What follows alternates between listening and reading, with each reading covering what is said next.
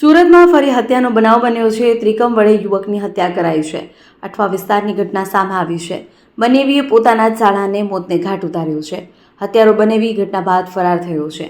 ભાણીને ન મારવા સાળાએ ટકોર કરતા હત્યા કરી છે। બનેવીને લાગી આવતા હત્યાનો અંજામ આપ્યો છે। અઠવા પોલીસે હત્યાનો ગુનો નોંધી વધુ તપાસ આદરી છે।